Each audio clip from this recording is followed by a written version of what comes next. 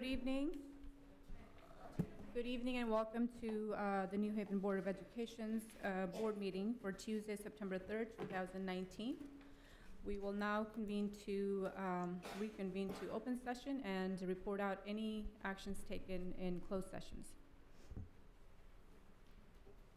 And there are actually no actions taken by the board in closed session for point 4.1 all the way to 4.3. Moving on to the procedural items. May I have our new students lead us in the Pledge of Allegiance, please?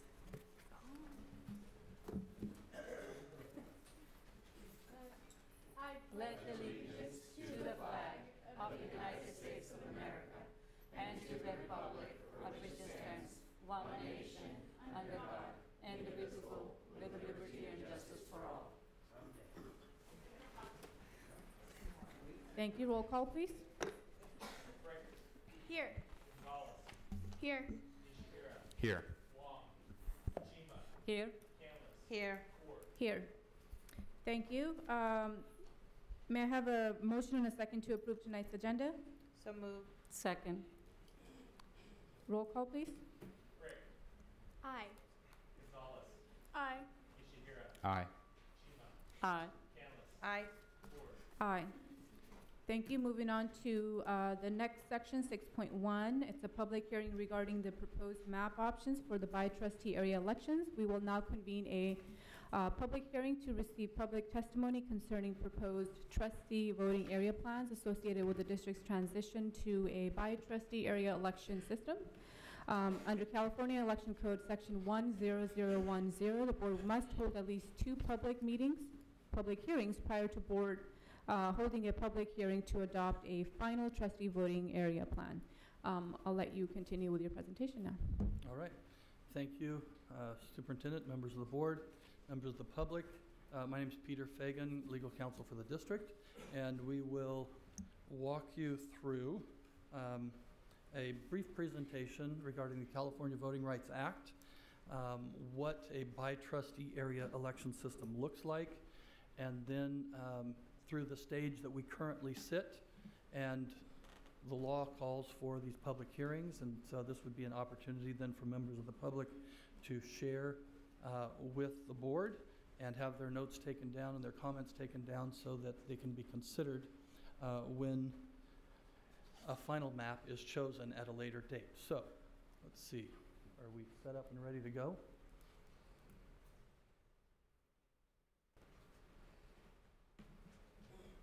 Well, while we're waiting, with me also is Larry Furchaw from Cooperative Strategies. Larry's here, and Larry is the demographer who has drawn the maps and will be continuing to fine-tune the maps based on the feedback that we receive. Okay. I'm in control. All right, there we go. The California Voting Rights Act, it's been around for a while.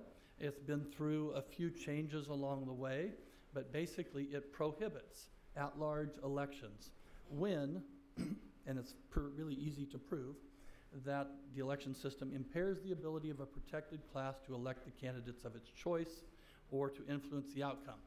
So that is what has happened in causing several attorneys or groups around the state to send demand letters to different public agencies, including school districts, demanding a change in election system from at-large to by-trustee area.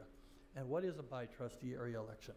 First of all, statutes many times provide what we call safe harbor language, meaning if you do this, then you're protected from liability, so long as you do this. And that's a safe harbor. In this particular statute, the only safe harbor from a California voting rights claim is to have the school district or a public agency divided into trustee areas with a governing board member being elected from an individual trustee area, as opposed to receiving votes from throughout the entire district. So they're only elected by the voters in a particular trustee area, no longer by all the voters in the district. And board members have to reside in the district's or trustee area in which they run. Very similar to, most people are familiar with Congress. A Congress member runs for a particular seat representing an area in which they live, and that's is what this is based on as well. Where are we currently in the process? We've received the demand letter. The board passed a resolution to move to by trustee area elections, and we currently have some draft maps to consider, and the maps are based on, well, they have to be based on census data, and the most recent census, full census, was in 2010. We'll be doing another one in 2020, the government will, but as of right now, 2010 is the most recent. The 5 trustee areas will have to be divided into areas where the population is as equal as possible. And that's a federal Voting Rights Act issue, as well as the Education Code requires trustee areas to be as nearly equal as possible. There's some deviation that's allowed, and we try not to get too far away from as equal as possible, but legally we can go up to, I believe, 10%, but typically we don't get close to that. Other things to consider: has to comply not only with the California Voting Rights Act, but to comply with the U.S. Constitution. I mentioned the equality of population, Federal Voting Rights Act, geographically contiguous. You can't have a trustee area number 1 that has part of the eastern part of your district, and then because, well, that population looks kind of like this population over on the western side of the district, we'll make both of those trustee area number 1 and have 2, 3, and 4 in the middle. That doesn't work. They have to be contiguous and compact and looking to preserve local communities of interest, so that if there are like-minded populations that live in a particular area, you try and make sure that those stay intact in the different trustee areas as they're drawn. And finally, the drawing of the trustee areas cannot be used to discriminate for or against the any political candidate or members of the Board of Trustees who might actually be serving at the present time. We have a schedule of events coming up, and one thing I think it's worth saying is that the law requires 5 public hearings, 2 before the maps are drawn. We've already completed those, and then 3 after the maps are drawn. This is the first one. In addition to those, the law does not require anything more than that, but this district has decided to go above and beyond and make sure that the community has the opportunity to see the maps, provide feedback, and suggestions that will all be considered before a final map is drawn. And 2 community meetings, as you can see here, are scheduled for later this week at different locations throughout the district. And now we move into the demographics, and I'm going to have Larry Furchaw walk us through the demographic portion. Thank you, Peter. Good evening, members of the board, superintendent. A lot of this is information that was shared at the pre-map public hearing, so I'll move through that pretty quickly to get to the maps and the next steps here. But this is the district population as of the 2010 census, 75,211 folks. So roughly 15,000 people per area when we divide into 5 roughly equal areas. You can see population information in terms of total population, 47.6% Asian. Population is the largest population group, followed by Hispanic Latino at just under 25%, and then the white population at 15%. The next 2 columns over look at population 18 and over. What we also look at for Federal Voting Rights Act purposes is citizen voting age population. And so this is an estimate of folks who reside within the district, are 18 and over, and have citizenship status. And so these are your potential registered voters. You can see that number is now 51,824 based on the most recent estimate. You can see the largest group still the Asian population at just under 49%, followed by the white population at 20.3 and Latino population at 20.909.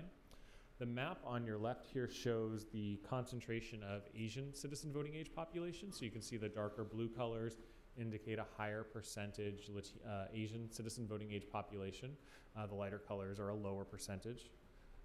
We do this for Federal Voting Rights Act purposes, so we can see are there communities and areas that should be kept together based on protected classes under the Federal Voting Rights Act. Same thing for the Latino citizen voting age population. You can see an area kind of between Whipple and Niles, where the Latino citizen voting age population is particularly concentrated. So we'll see in the scenarios there that area being kept together in various forms. So that's a little bit of the demographic information that leads into these maps. So the first one we'll talk through is the Scenario 1 map. These maps have been on the district's website for at least 7 days for folks to take a look at and digest. And so this is map 1. I will say that there's no favoritism in the ordering of the numbers. It doesn't mean map 1 is our #1 map. It means that's the first one we created. So don't think there's any favoritism in the numbers there. In terms of how the scenarios are laid out, area 1 is yellow, 2 is green, 3 is red, 4 is blue, and 5 is purple. And that'll be the same throughout the 3 maps that you're seeing. And in this one, we start in the east and work our way west until we get to 15,000 people. And so that works out to be just basically along Mission down to Dakota Road. Gets us to a 15,000 population. Area 2 then, you can see that green area right next to it. Area 3 picks up to the west, then areas 4 and 5 as you go around. You can see on the map in the lower right-hand corner next to the area numbers, the year of each area would be up for election for the next cycle. So 3 areas in 2020 in this scenario, 1, 2, and 3, and 2 areas in 2022, areas 4 and 5. The school sites are listed on here, as well as the board members' current residences. So you can see in this scenario we have one area, area 2, that does not have a current board member, and that area would be up for election in 2020. And then we have 2 board members in this scenario that are in area 3, that would also be up for 2020's election. And so those 2 board members would have the opportunity to run for that 1 seat.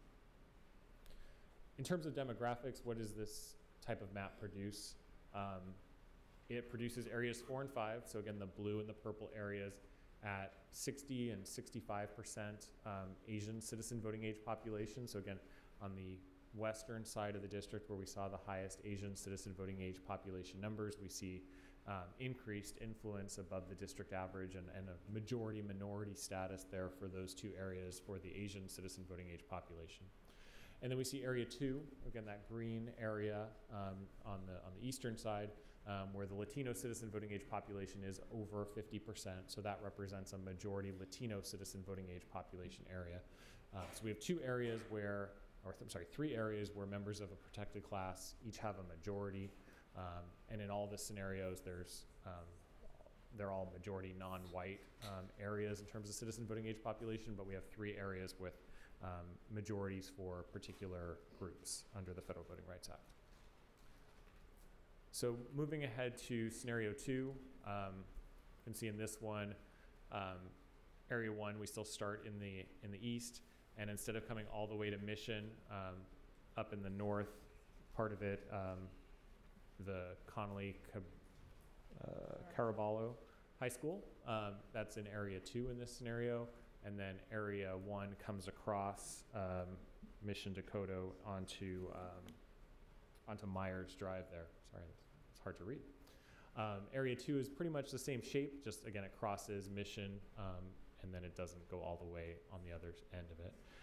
Area 3, instead of being next to area 2, then runs along the southern border of the district on both sides of the 880. Taking in both sides there, and then area 4 above it, taking in both sides of the 880, including the Hayward part going across, and then area 5 in a similar location. We have a different pairing of trustees. In this scenario, area 5 is where the 2 current board members that are in the same area reside. We still have an open seat election in area 2, this time not till 2022, based on the pairings of trustees here. The 2 trustees that were paired in area 3 are now separated into areas 3 and 4, and those would be the areas up for election in 2020. In terms of population, and I will say that all the scenarios obviously meet the roughly equal population test. We wouldn't be presenting them otherwise. But in terms of citizen voting age population data, we see 2 areas of majority Asian citizen voting age population. Area 3 just missing being a majority by 82/100ths of a percent. And then area 2 being, again, a majority Latino citizen voting age population. And also 4 areas where the African American citizen voting age population is above the district average as well. And finally, just to walk through scenario 3, areas 1 and 2 are the same as they were in scenario 1. Area 3 is the area that starts being different. You can see it doesn't come across, if you remember back to area 1, it came across in the north where it crossed the 880, and here it crosses south of Smith Street. It crosses the 880, taking in that population there. And then areas 4 and 5 work their way around it. So area 4, more northern, area 5 to the south. Similar demographic features of the previous scenarios. We do see area 3 where the Latino citizen voting age population is a smidge above, and that's a demographic term for sure. It's a smidge above the district average, so that's pretty technical. So that's the kind of citizen voting age population data on those maps. These are the initial 3 scenarios, and as Peter mentioned, we're looking for feedback tonight, and then over the next 2 nights at each of the middle schools, where we'll hold less formal meetings for folks to weigh in, provide feedback, ask questions, and just have an opportunity to learn more. Speaking of learning more, all this information is on the district's website, so you can see we're highlighting there.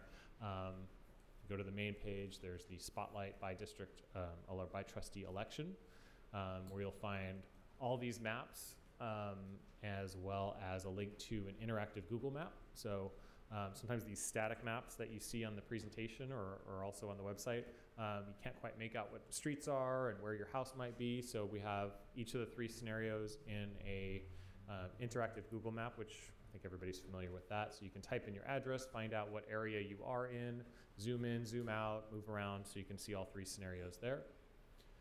The other thing that we have on the school district's website is a public toolkit for folks who may want to submit their own ideas of what the maps should look like.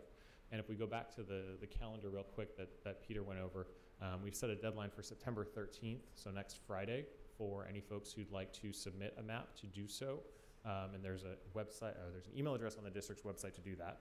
But what this is there is a map that has a bunch of blocks, and they're numbered. And those numbers correspond to a Excel worksheet that's also on the district's website. And you can go through and you can get out your colored pencils, crayons, highlighters, however you'd like, and you can start figuring out what areas, what blocks should be in each area. You assign it in that yellow column on the far left of the Excel worksheet. You assign a number 1, 2, 3, 4, or 5 corresponding to the trustee area. And then down at the bottom, it will tell you the totals and whether or not you're at that 15,000 number.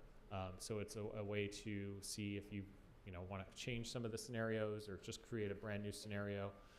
Those areas are based on kind of glomming together some of those census blocks. There's many more census blocks that make up the district, but if we had every one of those available for people to move, it would just be an unreadable map at this point. So we've narrowed it down to 183 blocks to move around and get an idea of different areas that folks in the community may want to see as trustee areas. So with that, I'll turn it back to Peter to discuss the public hearing. Okay, the public hearing is an opportunity for members of the public to share with the board their review of the maps, any comments that they might have, what maps they like, what maps they dislike, what characteristics of the individual maps they like or dislike, or how they might like to see it changed. And so that now is an opportunity for that, as well as I want to mention the public or the community meetings tomorrow and the next day is a much more informal setting where there will be blow-ups of the maps, and people can go up and look at them and touch them and be much more interactive with them. And so if there are comments or thoughts, those comments will also be received and considered before a final map is chosen by the board. So at this point, we can open the public hearing unless there are questions. Yes. We have 2 speakers. Oh, Okay, So- perfect. can I add Sure. a question before we go there? Just to clarify for everyone, on page 4, second square bullet, population must be as equal as is practicable people not citizen. I just want to make sure it's clear to everyone that that's population, that includes children, not voting. Yes, that is Okay. correct. When you're dividing it into the 15,000 number that Larry mentioned, that's 15,000 human beings, regardless of age, status, citizen, non-voting age or not, just human beings. But then the data that Larry was sharing as far as citizen voting age population is interesting data that helps draft the maps in a way that enhances minority influence in future elections. But the initial division is 15,000 human beings, regardless of age or anything else. Thank you for Okay. clarifying. All right? It looks like we have two speakers who wish to address this subject. You want to call? I think, okay. The first is Roland Valence. Is that, I said it? Valina, I'm sorry. They've called me Vanilla, so it's fine. Hi again. The last meeting I spoke at involving these districts, I stressed the importance of ballot uniformity with the city's districts. When it came to the subject of elective districts, meaning District 1 for New Haven's board would be as similar as possible to District 1 for the city councils. So the Scenario 3 map achieves this most effectively when comparing Scenarios 3 map with Map 107 and Map 105 of the city that the city has chosen. District 5 matched similarly in geographic location and size to District 4 on the Union City map. District 4 of New Haven matched District 3, but best matched each other on map option 105. District 3 of New Havens matched with District 1, and District 1 of New Havens matched with District 2, which is why I'm quite satisfied with the Scenario 3 map and urge the board to quite prefer that as their districting choice. Thank you. Our second speaker is Michael Gardner.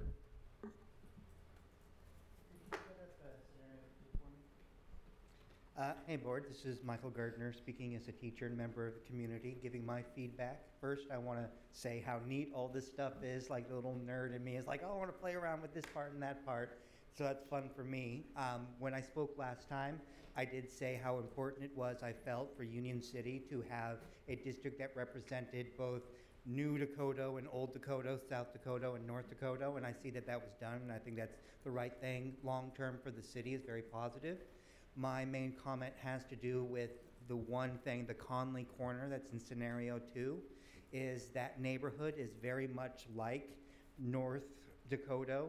It's the north-south Hayward part, and putting it in all the other scenarios, it's in District 1, which is the South Dakota neighborhood, and District 1, and I feel that it becomes kind of an island in the other scenario. You have that far north part of South Hayward, which is in culture and community very much like the rest of District 2, but in Scenario 1 and Scenario 3, it's isolated in a part of the culturally pretty different South Dakota. And so that's the only part of the map I was really paying attention to, but so I don't say, oh, you definitely have to do this, but if I were in the Conley Corner and I were separated from the people just across the street and the closest person I voted is like a mile away, I would feel pretty unhappy about that. So that's my feedback. Thank you. Thank you. Thank you all for your comments. The public hearing received public testimony concerning proposed trustee voting area plan is now closed. Thank you all very much. All right, moving on to the information item section, 7.1, annual investment report for fiscal year 2018-19. Ms. Heldman.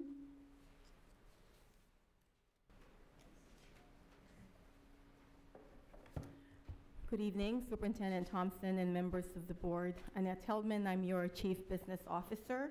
So government code requires us to provide a report to the Board of Education with regards to our investments. Now, for us, investments mean really is just the cash that we have held with the county treasury. We don't have any other investments other than that. As you know, we don't write our own checks. We actually process all of that, and the county writes checks for us, which is why we funnel all our cash through them. through the county treasury. So this satisfies that requirement, and it shows the different funds as for the close of the 18-19 fiscal year. Are there any questions? It's an information item. Oh, thank you. Are there any questions from the board? No. I just had a quick question. I see it all the time on the budget reports, and I see that 48,000 non-spendable. Oh, Just what is that? I just don't. It's our revolving account. Think of it as a checking account. It takes from 2 to 5 days to get a check back from the county. There may be emergencies where we actually have to write a check locally, and that's what we tap into. It's through a local bank. Got it. Okay, thanks. Do any of our student board members have questions on this topic? No? Okay. Member Chima? Yeah, just a comment. You know, I was looking at the yield, 1.82. I thought, wow, this is so low for this kind of amount. Mm-hmm. And because sometimes Bank of the West, they run the promotions all the time, 2%. Mm-hmm. Then I calculate the difference between 0.08% increase. We will be making 100,000 more if we go to the I don't know, if we can do it from the county. Well, I calculated it. I thought, wow, this is so low. I know it looks very low. Quite frankly, this is a good number. Gone are the days when the annual percentage was actually less than 0.25%. Even CDs are on a 2% yield now. Now, when I said that we don't have our own investment, they are held by the county treasury. We don't have that flexibility to actually pull it out, to put it in a CD or any other form of investment. We need our cash on a monthly basis. We need to be very liquid, which is why it's held in the county treasury. The promotion I was talking about is not a CD, it's just the open cash, fluid. Yeah, but Which is, that's it. I know, okay. we don't have Okay. that option. All right, we don't have that option. Yeah. Thank you. Member Canlis, do you have any? Okay. Well, thank you very much, Ms. Heldman. Moving on to the next item, 7.2, items from the board and superintendent. We will start with our new student board members. Gianna Frick. Hi. For James Logan, our first weeks have been going by pretty well. There's been a lot of mix-ups though because there's less counselors now, but other than that, it's been very smooth. For events, we have a class kick it tomorrow during lunch, and that's basically like the opening of the year. It's like when everyone kind of learns like the theme of the year. It's kind of just like a welcoming thing. And then football is hosting a tournament this Saturday, so you guys can come. And then we have a back to school event Friday the 13th. Thank you. Student board member Janelle Gonzalez.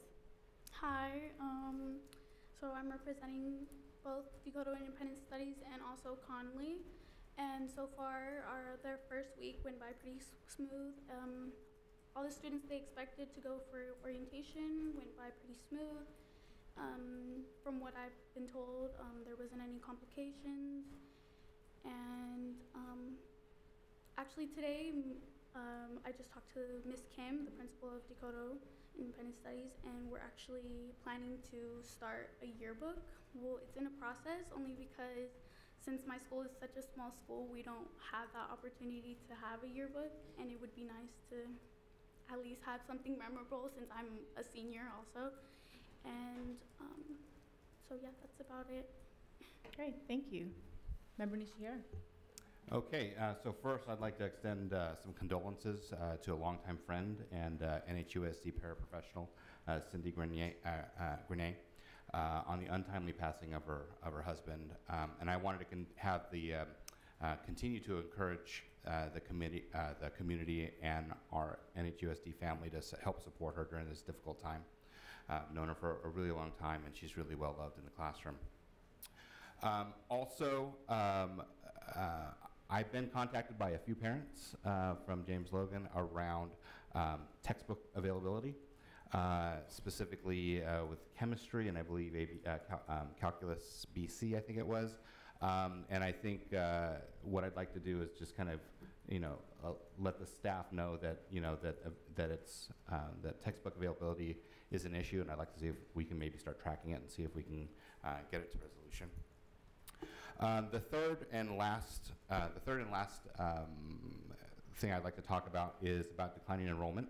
I just recently, for received our CSBA summer edition of our California schools. And there's a couple things that are worth noting as we start talking about declining enrollment. There's a lot of really interesting pieces of, is this thing on, cutting out? Okay. It's okay. All right. A lot of it was around declining enrollment. There's a couple pieces of facts that I wanted to bring out. Number one, over the past 2018, 2019, LAUSD lost around 5%, Long Beach about 9%. In San Diego, charter schools are growing while enrollment has dropped by 13,000 students since 14-15. In 10 years, school-age children will drop from 30% of our population to 20% of our population. There was not, like I said, there wasn't a ton of data on causality, but it does mention a little bit about declining birth rates, as well as families moving out of state for affordability, and couples waiting to have kids a little bit later in life. Also, the U.S. Census reported in April that 36 of the 58 counties in California over the last 8 years have suffered population losses. There's a couple quotes on kind of what the impact of school districts are. But I think one of the things that it does, and one of the things that I kind of walked away from, is that as we start seeing students who are actually leaving traditional schools for either charter schools or private schools, what that ends up doing is it ends up keeping a lot of kids who have higher needs in our system, and the kids with higher needs require a lot more resources to serve. And so it creates a disproportionate stress on our system. The article also provides some validation on some of the ideas that we've been talking about possibly opening up new specialized programs to better serve our students. They were talking about dual immersion language programs, as well as STEAM magnet schools and things like that. So these are all things that we've talked about in the past. But as we start to delve a little bit deeper into the data, I'd like to just cite this article, and you guys probably all got copies of it. If you don't have it, I'm happy to share it. You can also do a Google search for, the article is called Baby Bust, and it's by the CSBA California Schools magazine. It's in the summer edition. And then with that, we will continue to gather data with our demographic, with a demographer who's working for the redistricting. We'll get a lot of these answers, these questions answered as well. We That's all I have. certainly will. Thank you. Member Chima. Thank you, Member Nishihira, for sharing that information about the demographics. Seeing all those factors you have just mentioned for the declining enrollment, I am glad that our numbers, they are very close to the projected numbers we had. So our staff, I know, especially in the center enrollment office, I think they have improved some of the operation, and our teachers and our other staff, they are also outreaching to our students, so that's good. I just noticed that on our main page on the district side, we now have a calendar of the events, and thank you so much for bringing it up front, and I hope to see many more events listed from the different schools or sites, or even from the district side, so to populate that. August 21st was the first day of the school, so I was able to join at the Leniston Elementary with the kindergarten 3 sections. So kids, they were very happy, parents, they were very happy, they were chit-chatting and were in the programming already in the mode, how to do the things and how to create different groups. So it was a very happy sight, and I was relieved to see that we are moving forward. Thank you. Member Callis. Yes, in addition to what has been shared, I'd like to congratulate B. Matters from Pioneer School for receiving the outstanding contribution to literacy. That is a wonderful achievement, so congratulations. Also, if you remember, we created the Budget Committee and the Communication Committee. These are good additions to our to the way we run business, because it invites everyone who has an opportunity to discuss how we do budget and how we could improve communications with discuss with the staff and board members the public is invited. So it would be nice to have an NHCA representative to these meetings as well, so that you are in the loop regarding what's going on. And again, it's open to the community, so you could come in and join those too. It's just good to be on the same page from the beginning. The Alameda County School Board Association meetings are scheduled for October 17, one on January 30th, but we might change that one because I just found out that the superintendent symposium is on that date. So since that might be a superintendent's roundtable, we probably change that one to February. And the last one is on May 14. I'm sharing this with my fellow board members because it is so important that you join your fellow board members in the Alameda County so that we are all on the same page, because the topics we'll be presenting are the ones that we received from the surveys that you have turned in to us. So we'll do the high priority, high interest topics. So those are, again, October 17, May 14, and rescheduling January 30th. As you know, there's a lot of concerns about safety in schools, especially after the recent events that were happening around the country. So this is just a wondering right now where we are regarding mental health issues in our district. I know we have pockets of things happening in different areas, but I'm wondering if we have something systemic that is happening or integrated, a curriculum integrated with language arts or with the intervention that are already in place, so that I would like to see us to be proactive and trying to make sure that we address mental health issues before they manifest into a bigger problem. And it's easier to be proactive and have solutions compared to reactive and addressing something that has already happened. So my question again is, where are we? What do we have right now? What will be our next step if it's not systemic? I think this is a ongoing conversation, but I just want to keep on bringing it out there. Regarding the Budget Advisory Committee, the first meeting is on September 19 here. And again, like to invite the community to come and be part of it so we could understand how budget is set. And I think the Communication Advisory Committee is on September 26th. Is that correct? That's right. I was going to cover that in the committee readouts. Okay. All right. Okay. That would be it. Thank you. Thank you, Member Canlis. For me, I just want to welcome our two students. I know it's intimidating and scary to be here on the first day, but you guys are both doing phenomenal.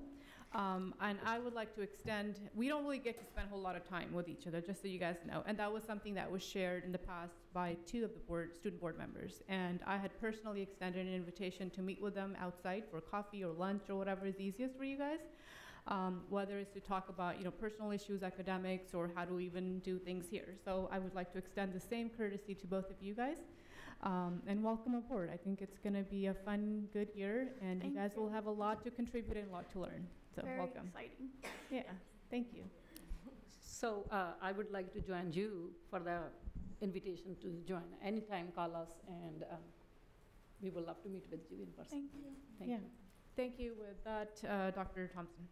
Okay, well, the big question this time of year is always about enrollment, and to address the declining enrollment issues.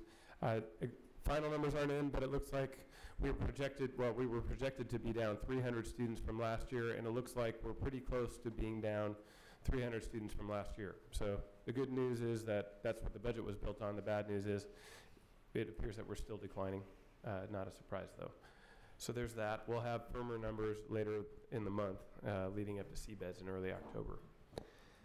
Okay, back to school nights. I've been to quite a few, and I agree with Trustee Chima. The feeling in the schools is great. People seem to be moving forward into the school year and enjoying themselves. So that's been fun for me to go check out that at all of our different sites. And the final piece is just a reminder to everybody that I'm in the information gathering stage for what will hopefully be recommendations for district goals. There's a survey on our website that gives you the opportunity to provide us with feedback. It's been sent out to over 15,000 people and all of our employees, so Those that are interested in helping move the district and move us forward, please take time to fill that out. That's all I have to report. Thank you very much. So with that, moving on to the next section, public comments. Are there any visitors on topics not on the agenda? We have one on the agenda and one off the agenda. Okay, let's cover the one not on the agenda first. This one is Darlene Crittenden and class size and she's an elementary specialist. Hello, everybody. I'm Darlene Crittenden. I'm a TK through 5th specialist at Delane Easton. And on Fridays, I'm at Pioneer teaching media. So I wanted to talk about the specialist that New Haven has.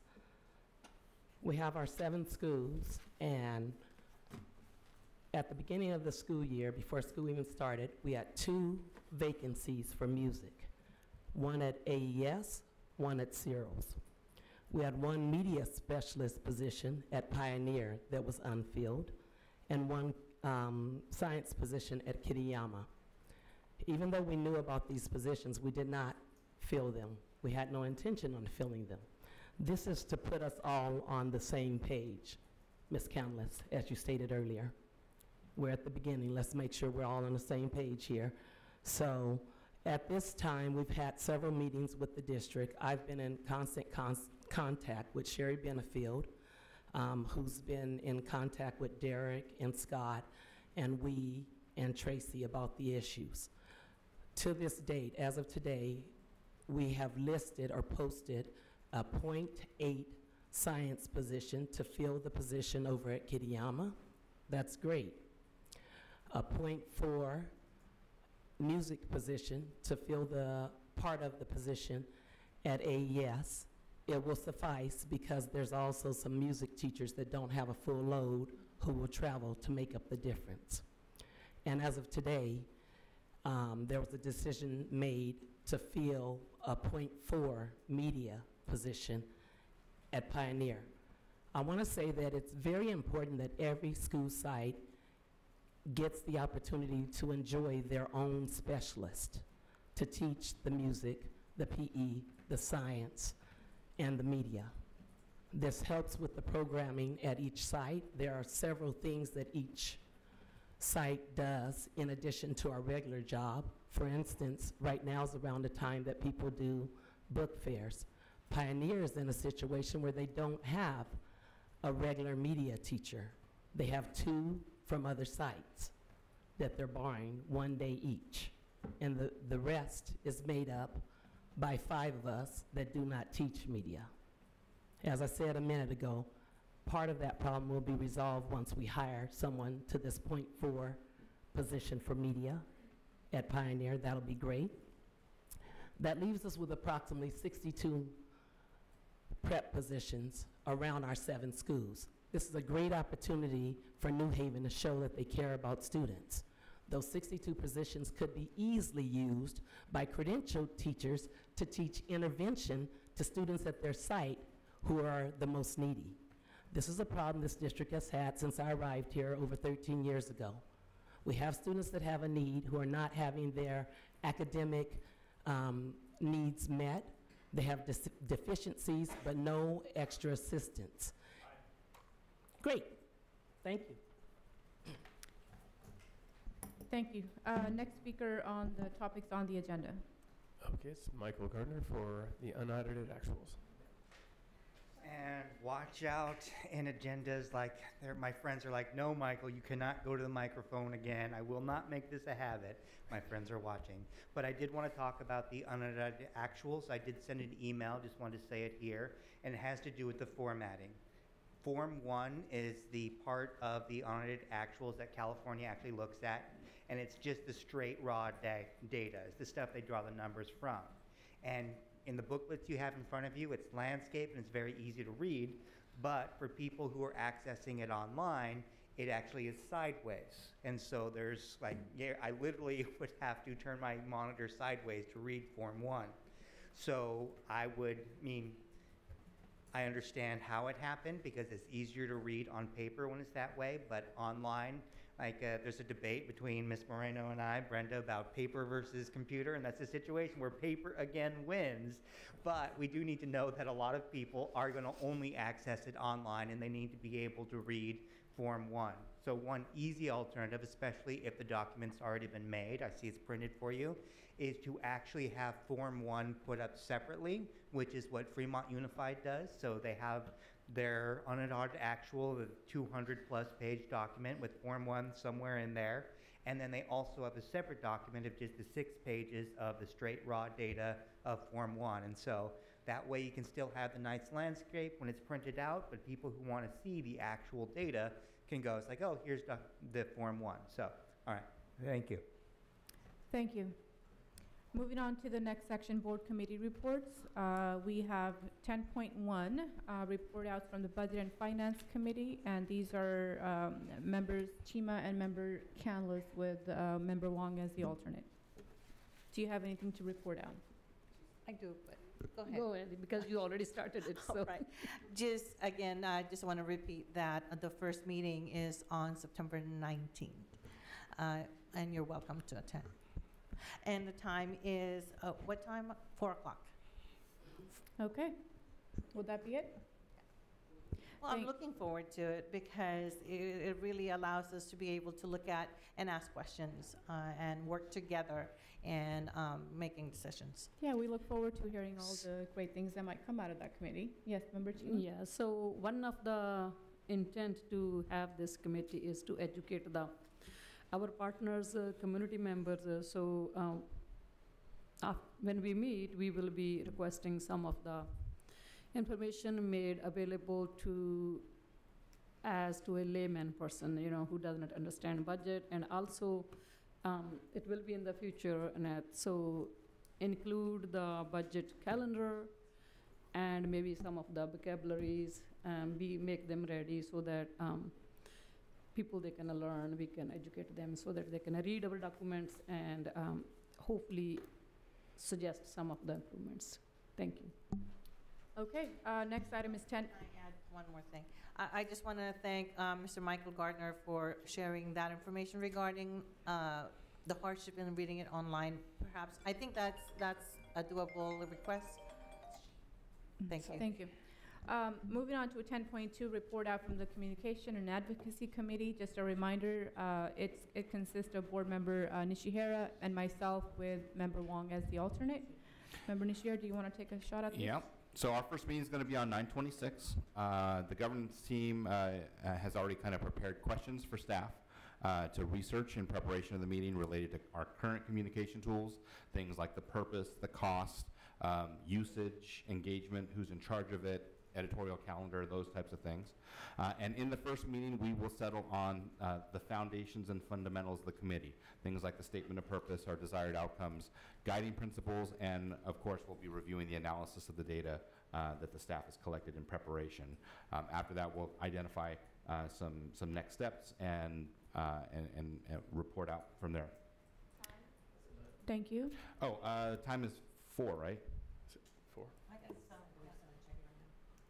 We'll, yeah, we'll check. It'll be in here, and we'll probably have that on our website too once we 4 to 5:30. have the information ready. 4 to 5:30. Okay, thank you. Moving on to the next item, it's the action item 11.1, approval of the unaudited actual fiscal financial report, for fiscal year 2018-19. Ms. Heldman.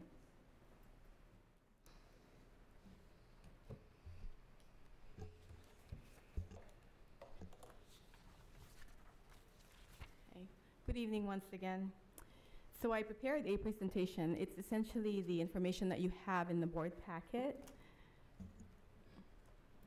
I always have trouble with this. I never know where to point. Back there.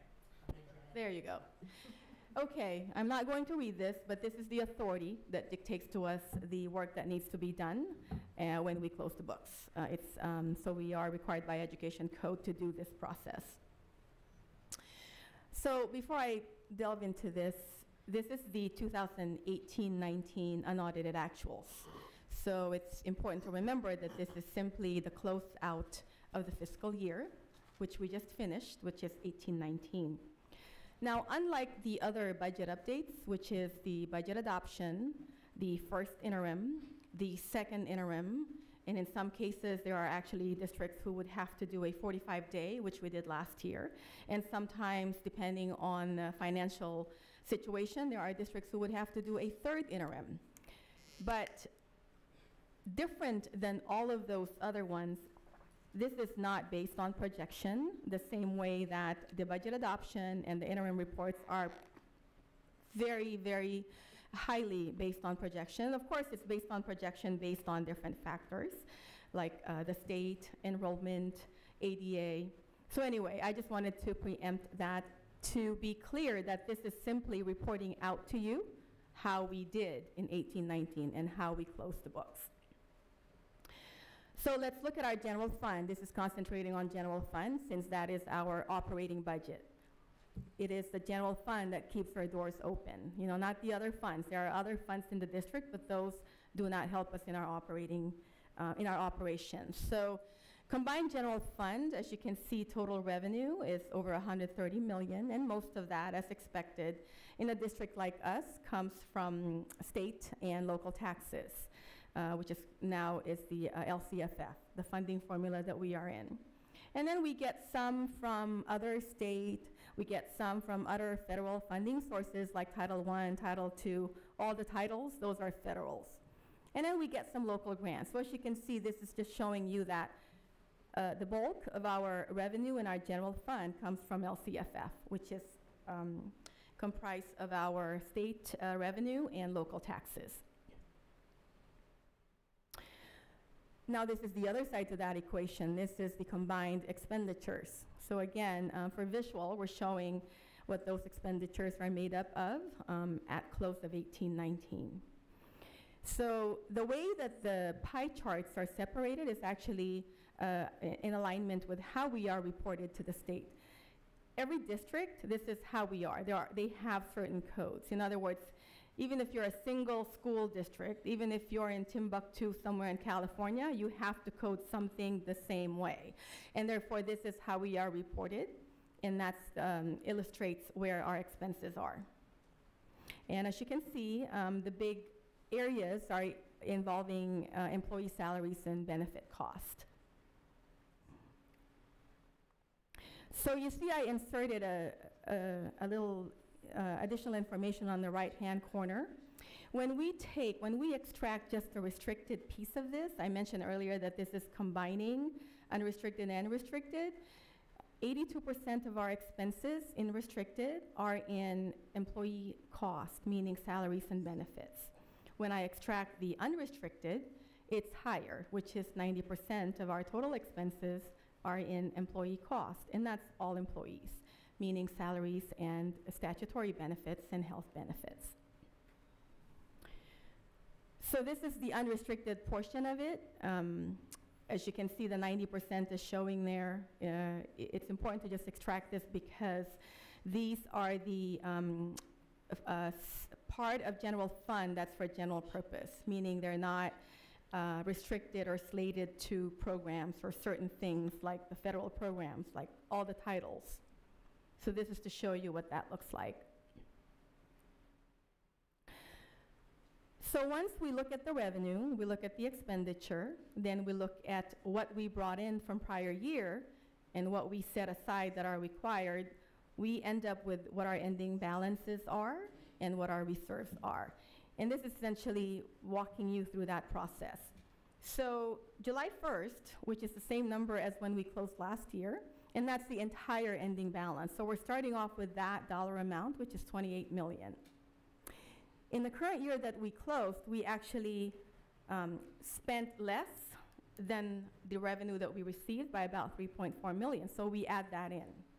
Gives us the total ending balance. And then we set aside all the required designations, and that includes the state required reserve for economic uncertainties. All of those lumped together are totaling to 28 million, including undesignated amounts, leaves us the 3% reserve. So in terms of the state requirement, we are meeting that obligation up to that level.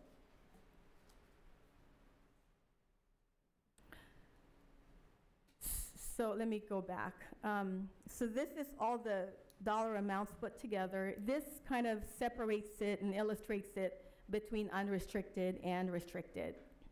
So there's that total ending balance of 31.8 million. And this is how it's referred to in terms of the state, the way that the state looks as local agencies like us. We are required to designate them based on, I don't want to be too technical about this, but it's based on GAS B54 is how we have to designate that ending balance.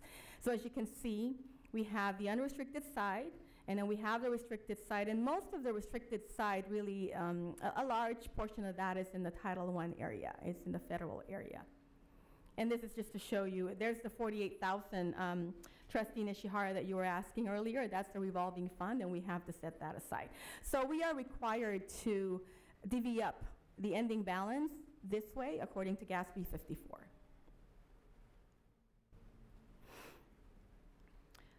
So, you know, when we were putting this together, there wasn't a whole lot of surprises in terms of what we saw after we finally closed the books, after we've closed every single purchase order in the system, after we've released every single encumbrances in the system.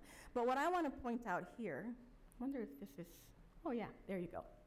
So what this is on a high level, what I'm showing here is that when we, the last data point prior to unaudited actuals, we estimated the ending balance to be 22.6 million. And when we 3 months or 4 months later, we closed the books, that number is the 27.3 million. So the question is, how did we gain 4.6 million? So this slide, we wanted to provide information in terms of how we gained that variance between estimated and unaudited, okay? So it comes from different areas, as you can see. We put the description on what they are. Adding those up is what brought us to what we thought it would be back in April and May to what it actually is 4 or so months later.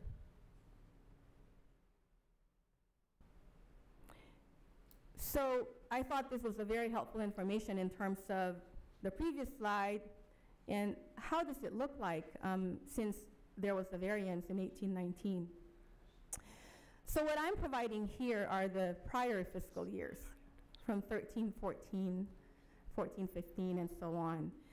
I went all the way to 13, 14 only because LCFF, that was the onset of LCFF. I thought that was a good data point to start with.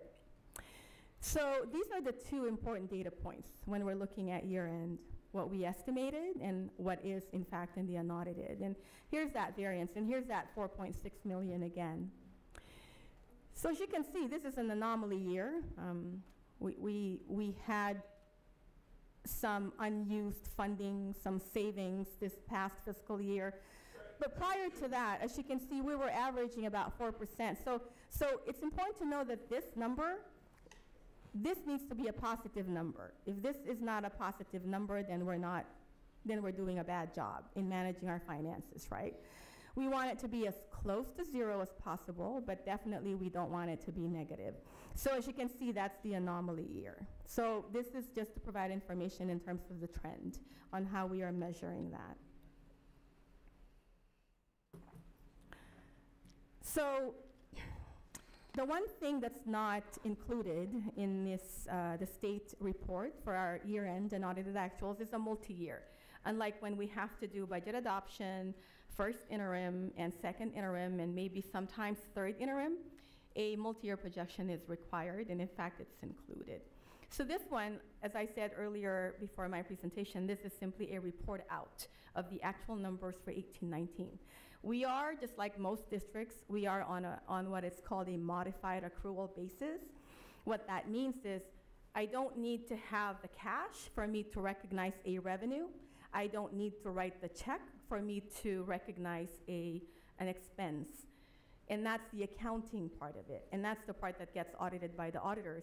They will be camping in one office here in the next few weeks to actually look to make sure that we did the way that we were supposed to do it. So I'm showing this because what I've mentioned earlier, we don't have a multi-year projection on this one. There are two key data points that we wait for in the first quarter of the school year. Those would be the September payroll. We usually, especially staff, we look at that because everything is based on projection in adopted budget. I almost dropped it. And then we're also looking at our CalPads. In October is when we count our students. So at that time, those two key data points and other things will be driving what the updated multi-year projection would be, which would be presented to you at first interim. So, so as you can see, these are the myriad of steps that we have to do in a budget cycle. We've done, of course, the first one. We adopted that in June. And then the state enacted a budget. We are right now in the unaudited actuals report. So we're waiting for the following key data to drive what the projections would look like and what the revisions to our budget would be for first interim report. And I believe that's the end of the presentation. Okay. Any questions? Student board members? Member Nishihara?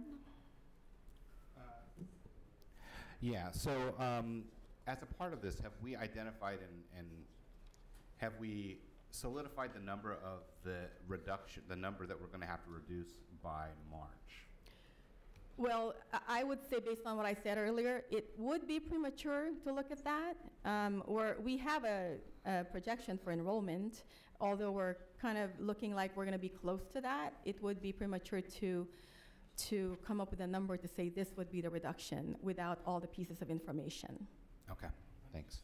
And then there was also something that you noted about $500,000 carryover from unused federal funding. Okay. Can you tell me what that's about and how does that work? Sure. Federal is treated very differently than state. They call it deferred revenue. All it means is if we didn't earn it, and by earn meaning we didn't spend it or obligate it in the year, meaning we got the cash before we spent it, then we cannot count it in that year. We would defer it. It's like a carryover, but just treated differently because it's a federal funding. Okay. Would that be it? That's it from me. Thank you, Member Chima. I just want to refresh my memory. It says Union City Family Center, we are spending $470K. So how do we pay for it, or why we are paying for it? My understanding was that it's no cost to us, something like that. Ms. Chima, are you looking at the board packet? The presentation you just The presentation? gave? Yeah. Okay. So, on the ending balance estimated versus unaudited? Page 3, yes, contributions. It's a paid contribution to Total adult school expenditures, and the family center. It's not on the presentation, is Page it? 3. I think it's on the packet. It's in your packet. It's in the packet. It's not on the presentation. So it's page 3 of the summary, I believe. Yes. Yes, Okay. contributions. So the question was, Ms. Chima, I'm sorry, what was the question on? Union City Family Center, Uh-huh. we are paying $466K. Okay, so this is addressing the contributions, meaning the general fund is making a contribution to balance these programs.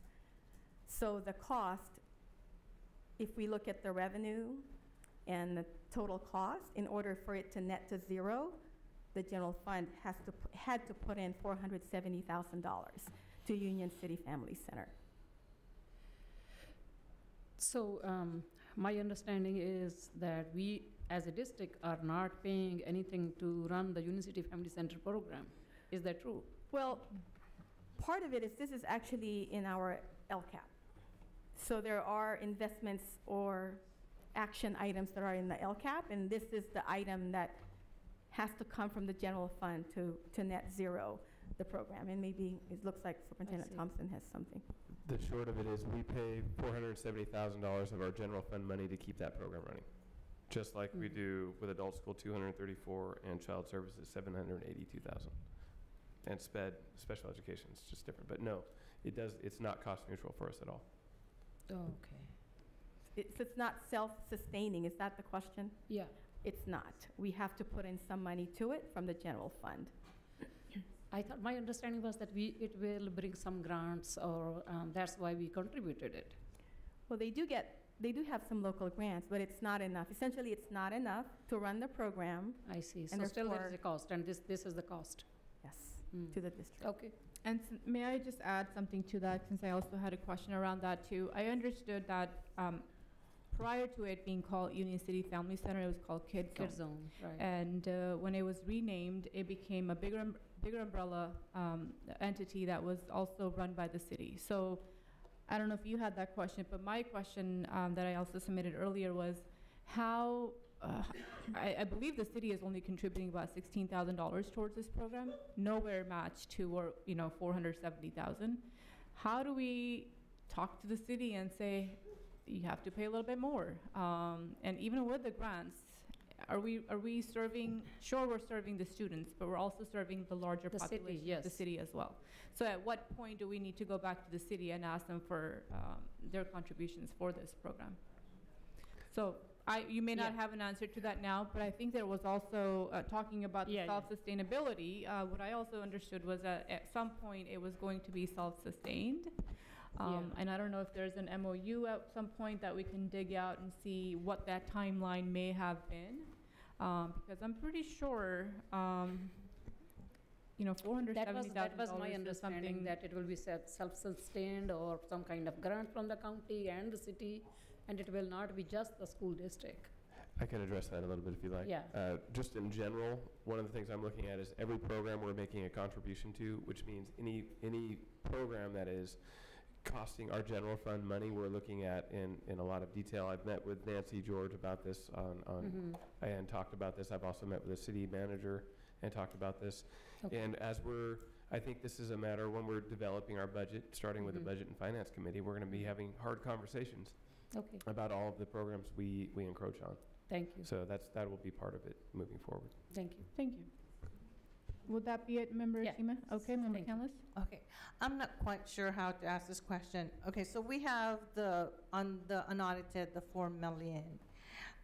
And then we have a deficit of approximately 5 million. So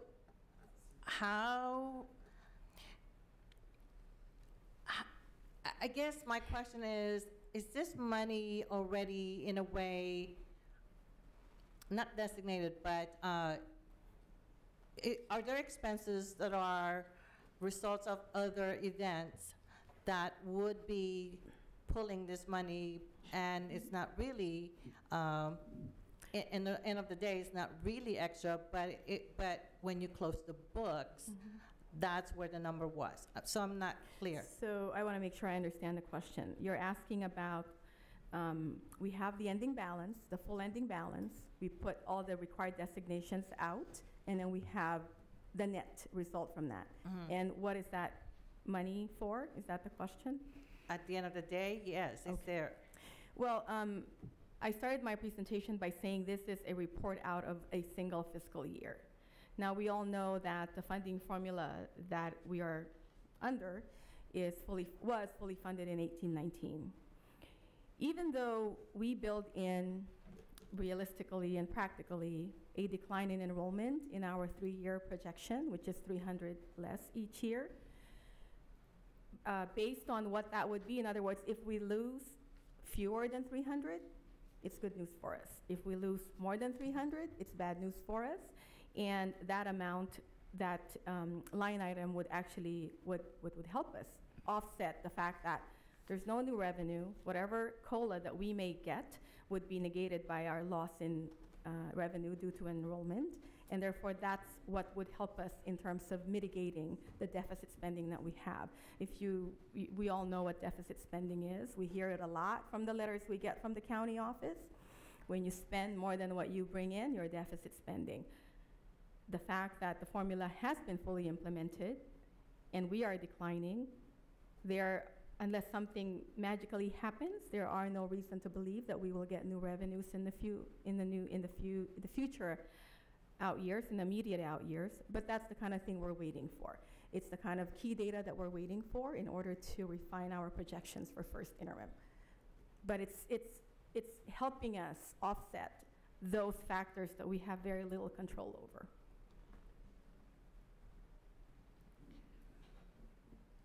I understand that part, that declining enrollment could be one possibility. Are there other factors that would be claiming and would be coming from this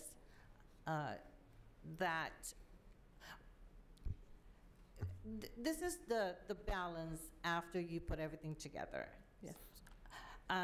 But there are expenses that are coming this time that were not there last time. One of them was declining enrollment. Are there other expenses that we did not perceive before when we put the budget together that will affect this so that it's not really 4 million? Well, when we built our budget or when we update our finances, we put in every piece of information that we know as of that time. Would something change from the last time we did it? Possibly.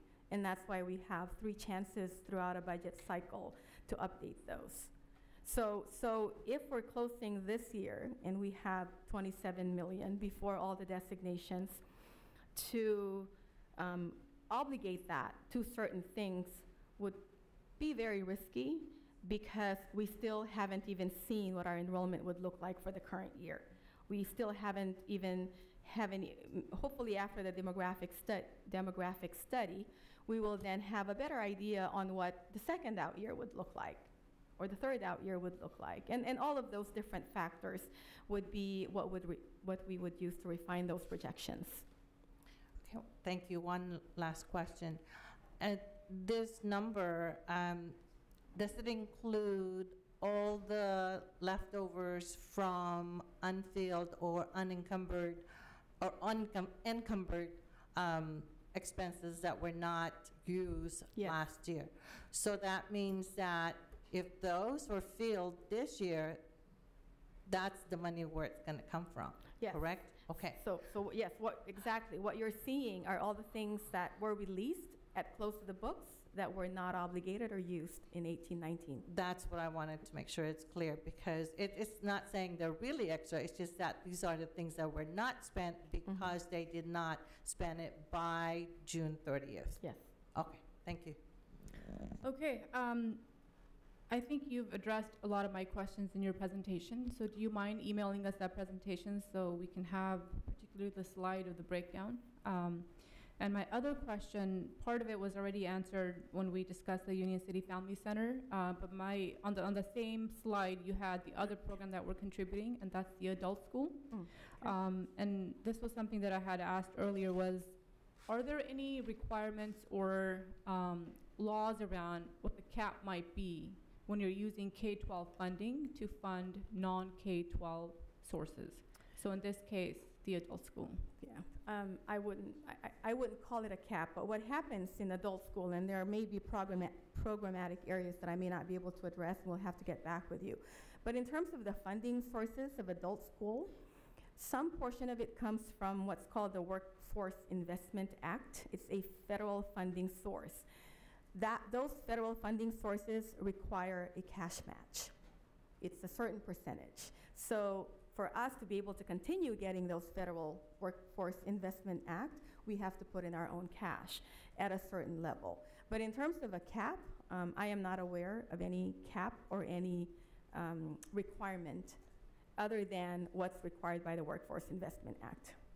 Okay, and then just to follow up on that is, maybe I'm sure, or maybe you have that answer off the top of your head, but if you don't, will you share the number of students that are enrolled in the adult school and what the history might be in the past couple of years? Are we declining there? Are we, enrolling a higher than usual amount of numbers?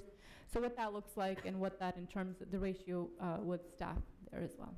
Okay, we'll prepare that. Yeah, okay. Thank you. And that is all I have actually. So, and you've done a good job of presenting that information to us. So thank you. Can I ask one question related to what you just asked about Sure. the adult school? In the past, didn't they get that mainly funded from various grants? So they have the consortium, the Pathways Right. Consortium. It's a state-funded, it's also a grant. So we have the federals, and then we have the consortium, and then we have a second piece to that consortium that we are the lead on it. So yes, We, meaning the district, have increased the contribution to that because the consortium had decreased their contribution? I'm not really sure, but to answer the main question is that the funding, the sources of funds for adult school are the Workforce Investment Act, the Pathways, or the consortium, and all of that put together, it's not enough to run the program, and therefore general fund has to put in this amount. For 18-19, this is the amount. And is there a recommended or ideal percentage that the district should be providing to the adult school? Is I there a think that's what I formula? was asking in the CAP, and she says she does not know of one. I can address that too.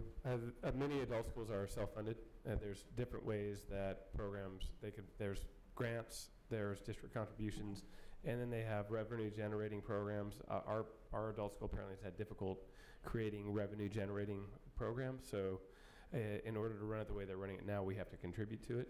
We'll have to I'm meeting with the adult school principal, I think tomorrow, and we'll be talking about this, but the goal would be to have that program become self-funded. Self-sustained. What's an example of a revenue-generated program?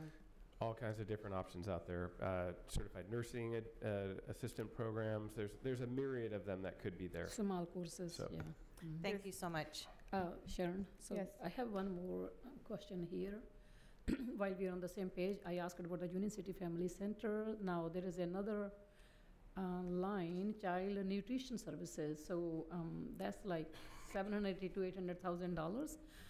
That was my understanding also, that it's a self-sustained program. I don't know if that's true or not, or how do we handle that? This is our school national school lunch program. It hasn't self-sustained in the last has couple been? of years. It has not But it's self-sustained. supposed to be, I think. I remember it was self-sustained before. Many years ago, Yeah. it actually was on the positive, but it hasn't been that way. So, So what changed? the operations, and it's another, there you go. Yeah, I can address that one too. Again, I'm going to be looking at all programs that we're encroaching on. This one, I'm in conversations with an outside agency to come audit it because it's $750,000 Yeah. that we are contributing to a program that can be, under ideal circumstances, self-funding. So we'll Yeah. be looking at that in detail. It's likely I'll be bringing to the board at the end of the month or at the beginning of October a contract for an outside auditing agency to come and review all of that program in its entirety. This is what I was talking about. We're gonna have to look at all of these programs.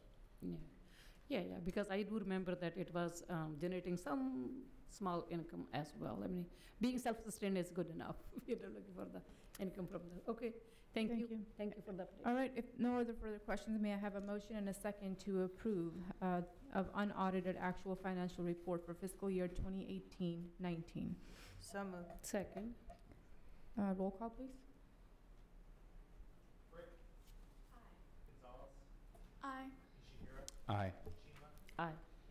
Aye. Aye. Thank you. Moving on to the consent agenda items. Are there any items that members have questions, would like to have clarification, or pulled for separate votes? Member Nishihara? No, none for me. Member Chima? No. Member Canlis? None. Okay. Well, that being said, may I have a motion and a second to approve consent agenda items 12.1 to 12.13? So moved. Second. Discussion? None. Roll call, please. Aye. Aye. Aye. Aye. Aye. Thank you. Since we have nothing pulled, number 13 is invalid, or we don't have anything to take action on that. Are there any items from the board that we would like to have requested for staff? If I can just, if we can actually review what we had, and then we can talk. Okay, we had two items that were brought up last time. We had the bathroom, and Lori, help me if you don't have it, that's okay. We had the bathroom issue, and I think we have a report on that at this point. We had a fixture review done where we audited there were two components to that. It was the cost of it was basically an audit at Logan of all the bathroom fixtures, and then ideally a cost of what it would replace to upgrade them. And the second piece was a mechanism by which students could notify staff when their bathroom needs service. So we went through and we have conducted the audit of all of the fixtures. We have that. And then the second piece, we have a couple ideas about how we could allow students to, say, use a QR code or text a number at the bathroom and to a centralized point where we could get service. I'm actually meeting with the student council, the ASB student body, I think it's next week, where we'll run a couple ideas by them to get more feedback, so we'll have more to report out there. I think we're at a transition phase on the bathroom fixture piece where we have, and Annette, I don't know if you have the numbers on that to share, but it looks like it would cost a couple $100,000 to upgrade them at the least, well, I think it's at least that much. We haven't cost that at each item, but I think it's pretty safe to say that it would cost a couple $100,000 to do that. And to proceed further down that road, we'd probably need to use bond funds for that. So this would be something that when we're going through our bond prioritization process, reviewing that, we could include. But we're a bit at a crossroads, I think, with that, and probably need more staff direction if we want to continue down that road. I don't know if anybody wants to address that. That was really, really helpful. And so there was one more piece to that, and that was also figuring out adequate staffing, ensuring that we have adequate staffing to be able to respond to calls that, with like a service level agreement of like 15 minutes. So there was staffing, and then there was also that piece, but that was really great. Thank you. I forgot about that one component. I think we were at the point, and we can clarify later if I'm not correct, but the staffing wasn't necessarily the issue. It was you clean a bathroom and it could 15 minutes later be messed up again. So it was more a matter of the contact. I think we felt like if we had a quicker notification mechanism, we could take care of the issue when they came up. So I think we were okay with the staffing. It's the notification mechanism, and then how do we want to proceed forward with what would almost certainly be a couple $100,000 for the costs, at least. That's just to replace the fixtures, I believe. Okay. Great. Good. Thank you. Does that include you. manpower, the cost that you gave us? I'm sorry? Does that include the manpower and the time? Yeah, that would be the Total out-the-door everything. cost. We'd probably be Okay. looking at bond money to do that, but again, we have, what, $300 million the bond needs, and not all the money to cover that. So we could throw this in the queue for the bond prioritization process. Okay. More immediately, though, I think I think it's much less expensive and much more efficient to put some type of system in that would really get to the need that students have. Immediately. That's most important to them is having a clean bathroom. Yeah. Clean bathroom, also fully stocked, fully supplied stocked, yep. with all the Yeah. I'll be talking to them next week. I'm looking forward to having a conversation about that with the ASB group. Thank you. Member Shima, you had something to add. Since we are having 2 meetings tomorrow and day after tomorrow regarding the maps, so did we communicate it to the community how just beyond just the information on our website? Did we talk There's to the something that was mailed out. Oh, yeah. About the, Yeah, there was I a know card. I got a card at home There was too, a postcard. right? Yeah. Postcard. Yeah. Also. So what time is that, if you can refresh the memory tomorrow and day after tomorrow? 5 o'clock. 5 o'clock. Yeah. Okay, thank you. All right. Our Okay. second item, what was our second item? It was the, The okay. enrollment at each site. Okay. Share enrollment by site. Okay, and I think we have that. And so and this one, the school safety we sent, I don't know if we have the reports that we thought we sent to you last week, and we didn't. So we'll get those to you for your review. Sorry, we thought they were an attachment and they weren't sent. So my mistake on that one. So that's still pending. So I think we have one, they're all pending. So that's where we're at. Very in the well. review. Member Canlis. New one. No, okay, go for it. Okay. So I started talking about this during the items from the board already. I just wanted some kind of update regarding how we're addressing the mental health issues in a systemic way. It's probably a long project because it's integrated with the curriculum and intervention and all those other stuff that are going on, and it's just cannot be done overnight type of thing. So can you clarify exactly what is it that you're asking of the staff, so that way we can get a First, consensus? we need to know what we have as a mental health program in our district. We need to know what we have. We need to know whether it's working or not working. And if it's not systemic, how do we move ahead to make sure that it's not only available in certain grade, i.e. high school, but also K to 12.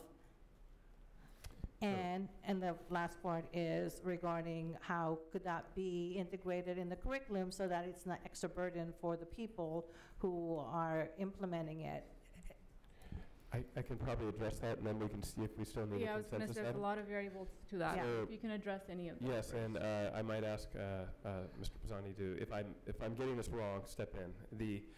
Currently, a big focus of the Ed Services Department will be creating our multi-tiered support system, which is a fully integrated behavioral and academic assistance program, which includes multiple mental health components along the way.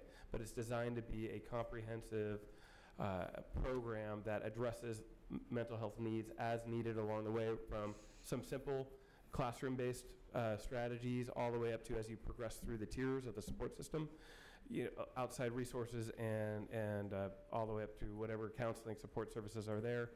When it's done well, it's integrated with our cost referral system and other programs such as PBIS. Some of those I don't know if you want to add anything, Mr. Pisani, but I think that probably covers it. So that's a big focus this year that will create systemic supports for kids that includes the behavioral and mental health components along with it. And that work has started last year. It's continuing this year, and it's a huge undertaking. So that'll be going on throughout the year. It started already. And so that is the answer. We could package it up in a different way, but that is the short answer to your question.